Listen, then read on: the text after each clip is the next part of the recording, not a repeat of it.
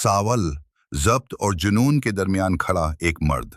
सावल इस पिस्त में हमें एक ऐसे इंसान के तौर पर नजर आता है जो बज़ाहिर पुरसुकून है मगर अंदर से टूट रहा है।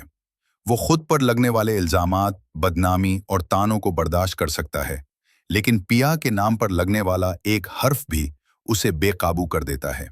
यही इस दुश्मन की असल चाल है, सावल के गुस्से को बतौर हथियार इस्तेमाल करना। सावल जानता है कि एक लम्हे की जज्बाती कमजोरी उस पूरी जंग को हरा सकती है, मगर दिल कहाँ मानता है। इस किस्त में सावल का किरदार हमें ये सवाल सोचने पर मजबूर करता है, क्या सच के साथ खड़े रहने के लिए सिर्फ सच काफी होता है या आसाब का फौलाद होना भी जरूरी है। खामोशी में बोलता हुआ हौसला पिया इस एपिसोड में भी शोर नहीं मचाती, मगर इसकी खामोशी पूरे कमराए अदालत में गूंजती है।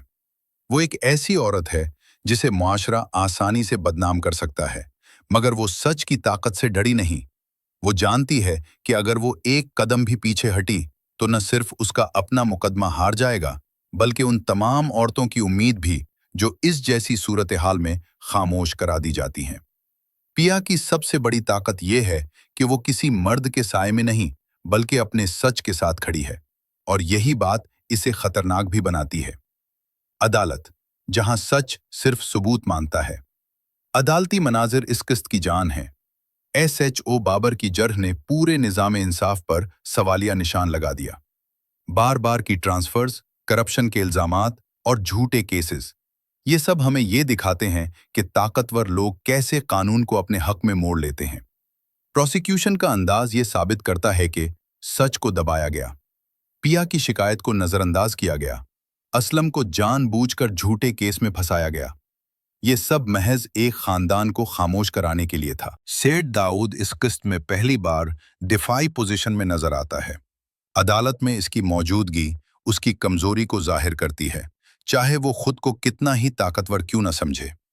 वो शख्स जिसने माजी को मिटा दिया था, अब इसी माजी के साए उसका पीछा कर रहे हैं। मूसा नाम का जिक्र, पुराने FIRs और अधूरी फाइलें, ये सब इस बात का सबूत हैं कि सच चाहे कितना ही दफन क्यों न हो, मुकम्मल तौर पर खत्म नहीं होता। सावल और पिया, साथ होना भी एक जंग है। इन दोनों के दरमियान कोई लंबी मोहब्बत भरी गुफ्तगू नहीं, मगर हर खामोश नजर, हर बेआवाज फिक्रमंदी एक दूसरे के लिए कुर्बानी की अलामत है। सावल पिया के लिए लड़ रहा है और पिया सावल को खुद को खो देने से बचा रही है।